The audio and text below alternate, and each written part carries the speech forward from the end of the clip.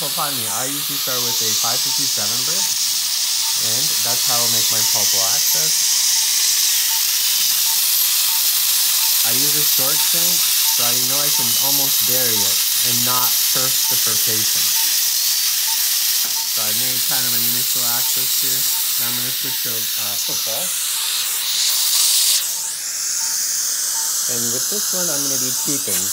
One, my occlusal reduction. I'm on the conservative side with occlusal reductions. I usually only do about 1 millimeter. Maybe a little more, but not the 1.5 millimeters that's usually recommended. So I'll go about 1 millimeter. For good ergonomics, I am prepping indirect vision. Right, I'll spot check direct. Looks like I need a little bit more right here. Good. Next thing is I'm going to do complete my pulpal access. So this football is a side cutting burr, not an end cutting burr. So again, I'm safe in terms of not perfing my furcation. So I am almost done my pulpal access. This is on an upper left first primary molar. But I'm going to pretend like he wasn't completely numb in case this tooth was still bothering him. So if I have a child I didn't get completely numb with my infiltration, I'll do what's called an intrapulpal anesthetic. So assistant holds the high vac close, and then I'm actually going to go and give light out in each canal. This local anesthetic technique is 100% successful. An excellent way this is the best supplemental local anesthetic that you can give for a pulpotomy. Oh, you can't hear? Just for a moment, is it okay if I'm talking? We'll turn it up in just a moment. Now I'm going to use a 4-round to remove any coronal pulpal remnants and any decay. So there we go.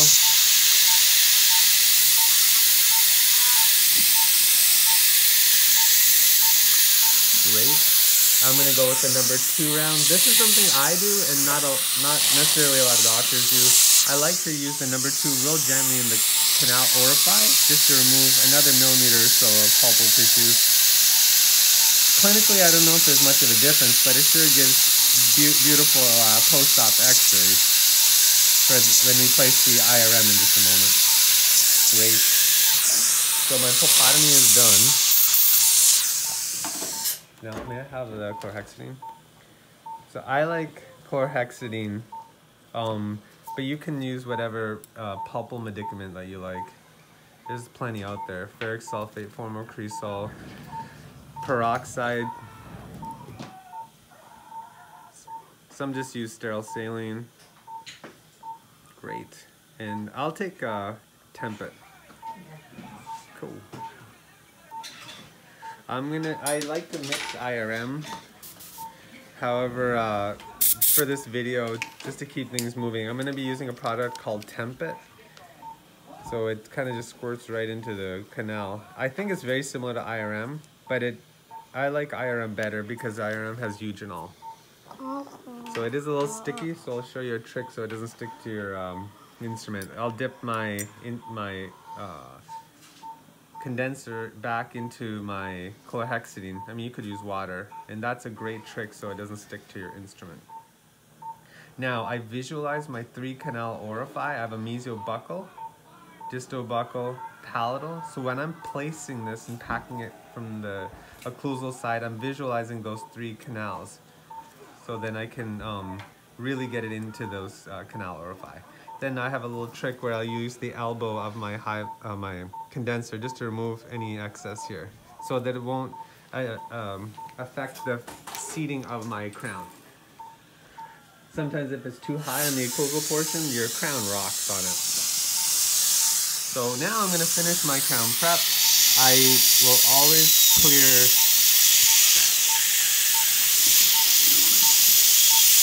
I have a dull burr. Can I get another green stripe burr? Yeah.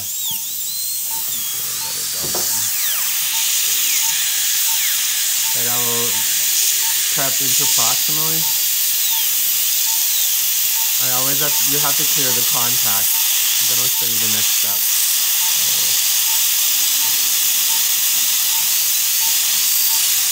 Let me swap the fur out. Thank you. Okay. I like diamonds. I like this. It's like a flame. What it's called.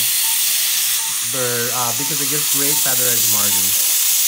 I'm not a fan of 169, which a lot of people use because it has a flat tip, a square tip, and that's not really like, doesn't match the margin I'm trying to achieve. So interproximal reduction is done. Now I'm rounding line angles.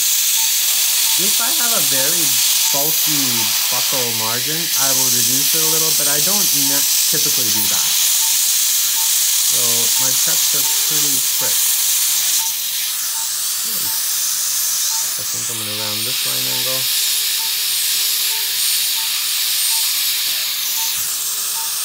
Awesome. I did an MO on the adjacent tooth that I'm just going to polish a little too.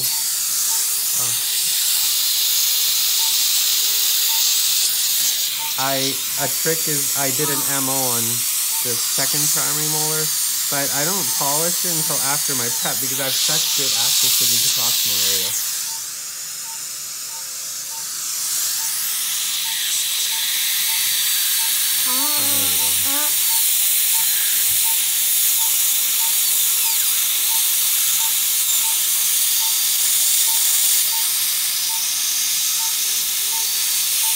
That's better. Great. Hey, hang tight. We're almost done. So I'm trying an upper left dog 6, D6. And that fits really, really well. But I'm going to assume it did not fit well. Let's say it was just a little too tight. Oh, I like the discoid clear to remove crowns. So what I'll show you is, may I have scissors? So I'm just going to show you how to trim a crown. So let's pretend this crown was overextended. So the way I trim it is, I'm just going to remove a little on the palatal just for illustration purposes. But I would trim off using the crown and bridge scissors, and then blend in my little trimmed segment. Then I have my crimping pliers.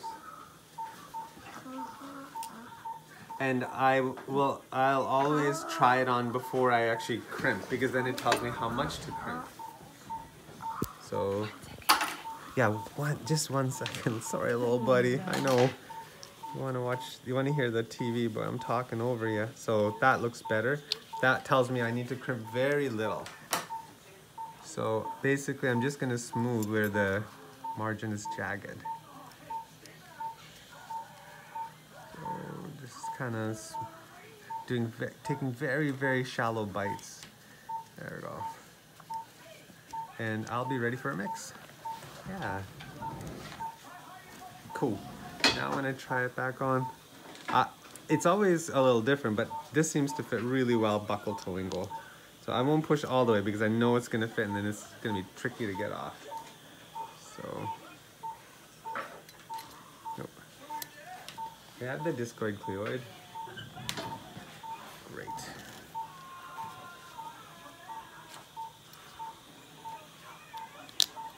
Perfect. So that's what it looks like. D6, and it's just a little bit of a trim, nice smooth margin. Cool. Nice. My assistant's just gonna, oh, fell it.